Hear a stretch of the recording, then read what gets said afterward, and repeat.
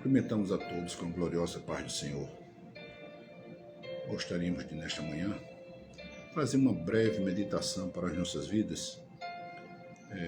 Ontem eu estava fazendo meu devocional e chegamos na carta de Tiago. E ele fala no capítulo 3 algo muito interessante que me chamou a atenção. Eu gostaria de compartilhar com vocês nesta manhã essa passagem que me chamou a atenção. E eu pensei ontem assim, eu vou fazer uma palavra rapidinha para as pessoas que podem nos ouvir nesta manhã.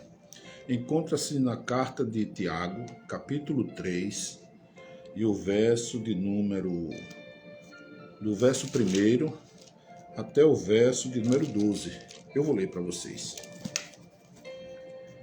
Sobre o tropeço na palavra. Meus irmãos, muito de vós não sejam mestres, sabendo que receberemos mais duro juízo. Porque todos nós tropeçamos em muitas coisas. Se alguém não tropeça em palavra, o tal varão é perfeito e poderoso para também refrear todo o corpo. Ora, nós pomos freio nas bocas dos cavalos para que nos obedeçam e conseguimos dirigir todo o seu corpo. Vede também as naus, que sendo tão grandes e levadas de impetuosos ventos, se viram como um bem pequeno leme para onde quer que a vontade daquele que as governa. Assim também a língua é um pequeno membro e gloria-se de grandes coisas. Vede quão grande bosque um pequeno fogo incendeia. A língua também é um fogo, como um mundo de iniquidade. A língua está posta entre os nossos membros e contamina todo o corpo, inflama o curso da natureza e é inflamada pelo inferno.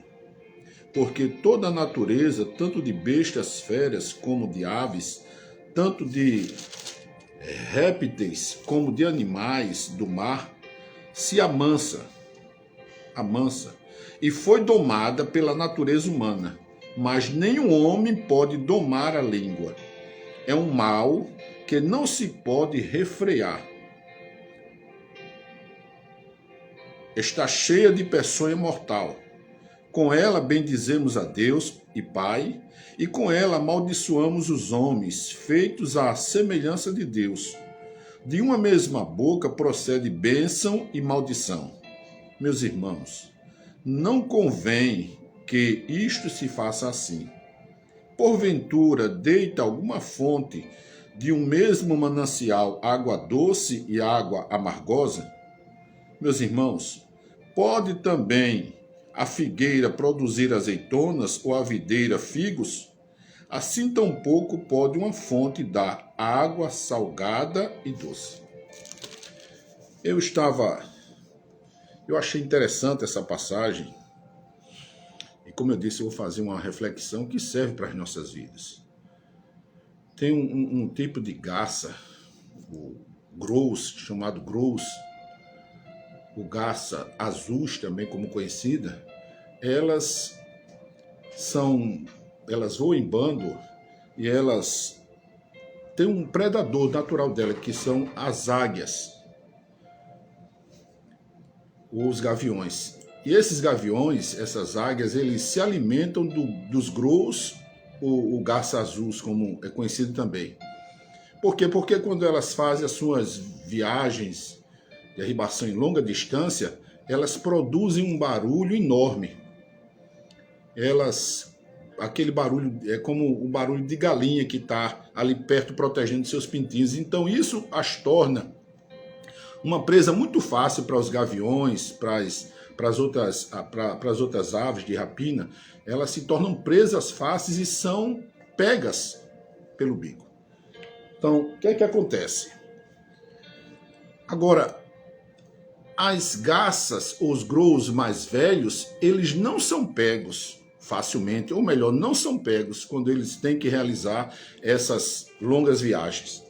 Porque eles, naturalmente, eles colocam uma pedrinha, vão no ribeiro, os bandos, e eles pegam a pedra e colocam na ponta do bico e sai voando. E eles, então, com essa pedrinha no bico, eles não produzem esse som. E por não produzir o som e não chamar a atenção das aves de rapina, dos gaviões, das águias, eles não são pegos facilmente. É como se, na verdade, os grôos mais novos, eles morressem pelo bico. E fica uma reflexão para a gente. Que a gente aprenda a refrear a nossa língua. Que a gente aprenda nessa viagem que nós fazemos diariamente, no caminho que nós estamos, nós ouçamos mais e falemos pouco. Que nós sejamos aptos para ouvir mais e falar pouco. Porque aquele que fala muito, ele tropeça em palavras. Tiago diz que tem homem que, por falar muito, tropeça nas palavras. São escravos das palavras. Muitas das vezes nós queremos dizer algumas coisas e a idade vai nos aperfeiçoando para isso. A gente começa, então, a se calar, a ficar em silêncio, para não machucar, para não maldizer, para que a gente não se torne tropeço para aquela pessoa, para que a gente aprenda a refrear a nossa língua. Tiago disse que a língua é um pequeno pedaço de carne no nosso membro, né, no nosso corpo, e ele contamina todo o corpo. Porque com ela nós maldicemos, nós bendizemos a Deus e maldicemos as pessoas. Nós maldizemos as pessoas. Então fique essa reflexão. Se você não quer ser pego, se você não quer ser vítima, se você não quer ser pego de assalto, ser vítima das aves de rapina, dos gaviões que por aí existem, feche a sua boca. Coloque uma pedrinha no bico. Não seja pego como os grôos mais novos pela a inexperiência pelo bico. Tem gente que morre pela boca. Então, que você nessa manhã coloca uma pedrinha na sua boca. Coloca uma pedrinha no seu bico. Não deixa de falar das pessoas, falar mal das pessoas. Nós somos chamados não para maldizer ninguém. Nós somos chamados para abençoar. Não atraia maldição falando da vida de ninguém.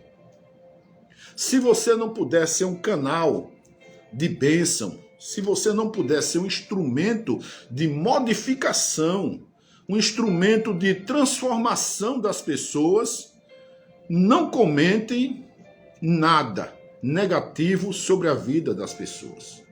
Porque essas pessoas, elas têm dono. Essas pessoas, elas precisam, né, de ajuda, não de alguém que venha acusar. Então, como os grôos mais novos, eles são pegos pelo bico e mortos, então vigia, serve para mim também, para que a gente aprenda a controlar o nosso bico. Que a gente aprenda como os grôos mais velhos e as garças mais velhas, quando tiver que falar alguma coisa, vai lá no ribeiro, pega uma pedrinha, coloca no bico e controla essa língua. Por favor, controla a tua língua. Por isso que é bom que a gente leia a palavra de Deus todos os dias, porque a gente sempre aprende alguma coisa. Quem não lê a palavra não é transformado. A palavra, ela transforma. A palavra, ela muda os nossos comportamentos. A palavra, ela tem esse poder, ela é viva e eficaz. Você lê uma revista Veja hoje, ou uma revista, qualquer revista secular hoje, 10 segundos depois aquela notícia já não tem mais validade. Mas quando você lê a palavra que está aqui hoje, e 30 dias depois você vai ler a mesma passagem, ela já ganhou outra conotação. É impossível que alguém que leia a palavra não mude de comportamento. É por isso que eu fico bestalhado quando eu vejo essas pessoas que estão há 30 anos dentro de uma igreja, 20 anos, 30 anos, nasceu na fé e não mudam de comportamento.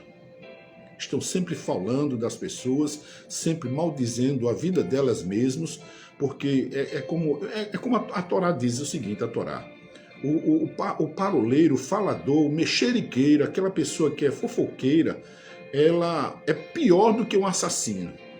Sabe disso? Muitos pecados podem fazer com que a gente perca a nossa comunhão. E um deles é a língua que maldiz as pessoas. A Torá, em seus comentários, a lei de Moisés, ela diz o seguinte, que num comentário eu li, que o fofoqueiro, o que faz boatos, o que fala das pessoas, com razão ou não, eles são piores do que assassino, segundo a Torá, a tradução. Então, não existe pecadinho para Deus, pecadinho grande ou pecadinho pequeno.